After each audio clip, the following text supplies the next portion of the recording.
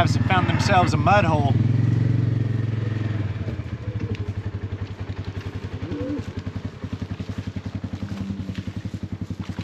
That's a mud hole, y'all.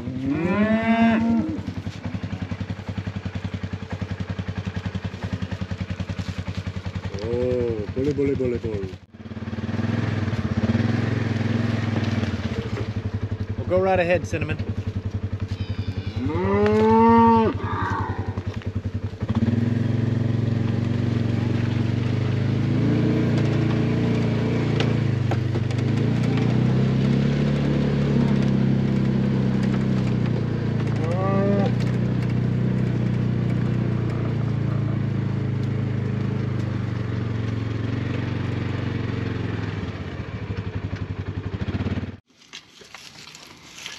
Well, it's the first part of February. It's been nice the last couple of weeks. We had a little bit of rain last night and lots of things are muddy around the farm.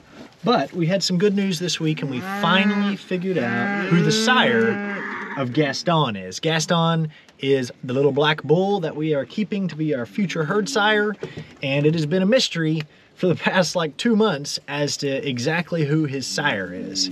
And so finally found out that, glad to know who he is, not upset at all about who the sire is, just not who I thought it was.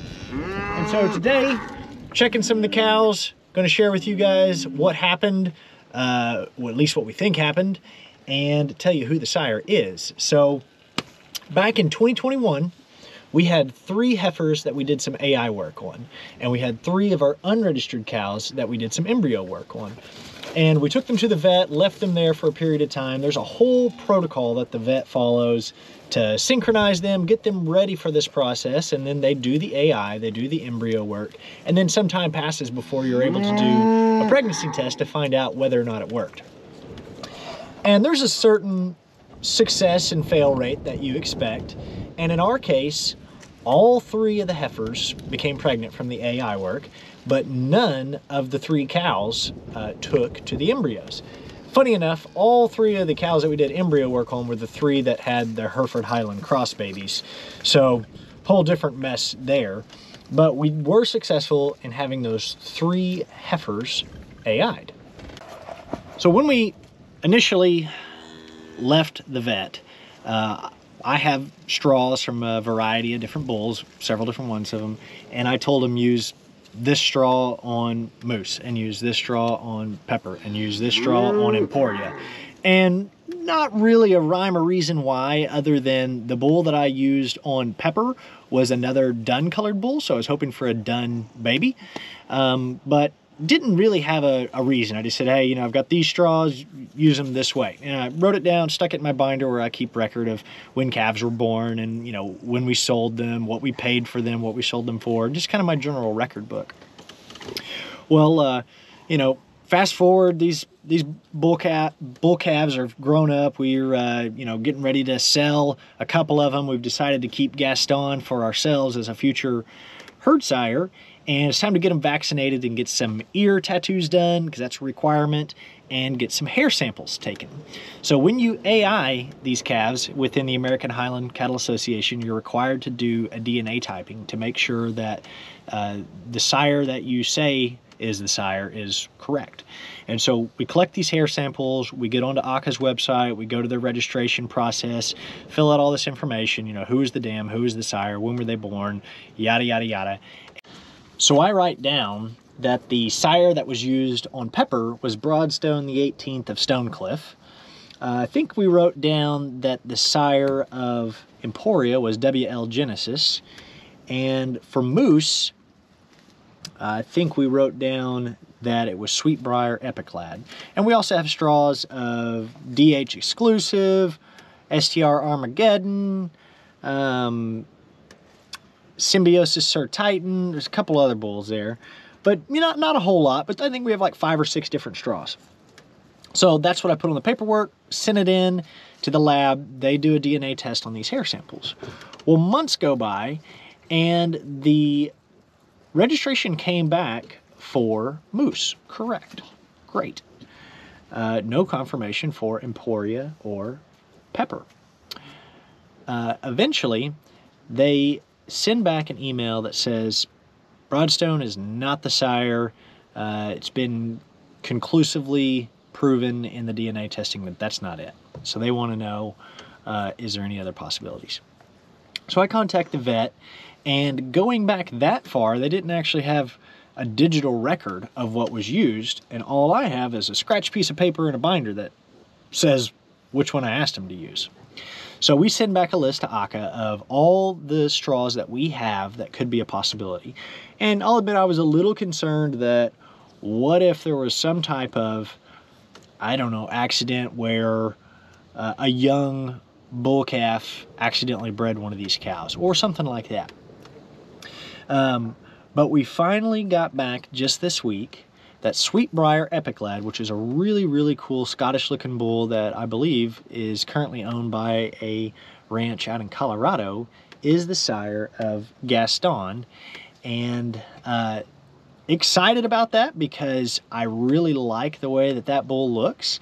I think that the kind of shorter neck and head that some of these Scottish looking ones have really kind of carried through in Gaston. We'll go find him here in a minute and take a look at him.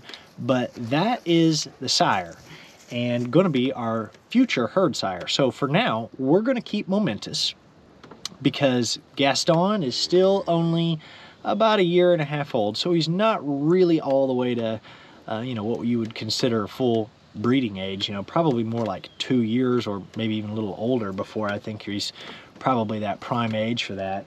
But for a while, we will probably keep 2 bulls. And when we do that, we'll have to continue to send in hair samples from any of his calves to find out whether Gaston or Momentous is the sire. Now, eventually, we'll get rid of Momentous. We'll find a new, you know, home for him somewhere, and Gaston will be our herd sire. And, you know, you really shouldn't be just breeding for color. You know, there's a lot of people, especially like in the hobby farm, homestead, that have been paying top dollar for the different colored Highlands because colors like white, colors like black, dun over there, like dusty and pepper, silver, they're just not as common, and people pay a premium for them. You really should be trying to breed for like structural correctness, you know, temperament, other things like that. But I do hope we get some more black calves by having a black bull. But it was a big mystery for a while of exactly who the daddy was, but I'm glad we know who it is now. This white little bull calf is an unregistered one from one of our yellow cows, and she consistently has white calves. That one over there was our first one born in the fall, and she's going to be the first one that's weaning age that leaves the farm here before real long. And she started out a little bit lighter colored. I thought she was going to stay kind of white, but has turned a little bit darker, more like a yellow color. Bernadette is our heifer machine. This is one of Bernadette's heifers. One of the other things I really liked about Bernadette's calves is most of them are fairly gentle, fairly docile. And she's got a great dark red color. When we bought Bernadette, we bought her as a cow-calf pair with Hallie, but there was a chance that she was also bred back to Sunset Red Chief, I believe was his name. And this was the heifer that was born from that pairing. And this year she also had a heifer. We haven't quite settled on a name, but we had 2 of our registered cows have heifers, Irina and Bernadette. Moose had a bull calf. Pepper, we suspect, had a calf that was killed by a coyote, or at least something happened to that calf, because we didn't ever witness this calf being born or up and nursing or anything like that. We just went out one day and there was a dead calf in the field, and we suspect that Pepper was the mama of that one. And Emporia had a bull calf. And so we've had a number of registered ones born, and we've had a number of unregistered ones born. There's Irina's. He's getting some milk. There's Emporia. How you doing, girl? How you doing? Yeah, you're looking good today. Enjoying the sunshine? I love Emporia. She's a great cow. I wish all of their horns looked like Emporias. I think they're so unique and so cool. Irina's little heifer.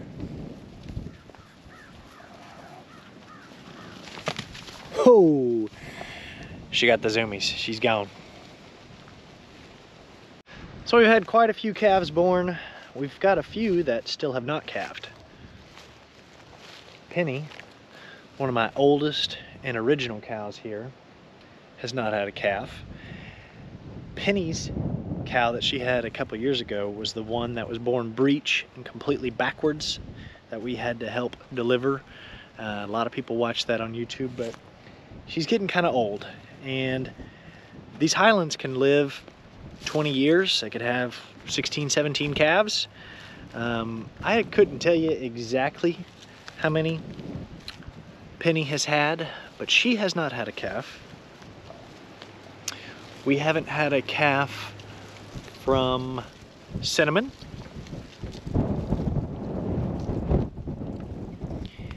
And we haven't had a calf from Sarah. So there's still 3 cows that have not calved, and I was expecting most of the calves to be born between October and February. So there's still a chance that we could have 3 more. But we're in that time of year where we're feeding hay, feeding cubes.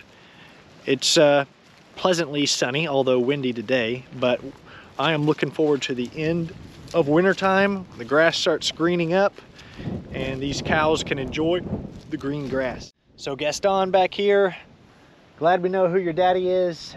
I think you're gonna make a great future herd sire.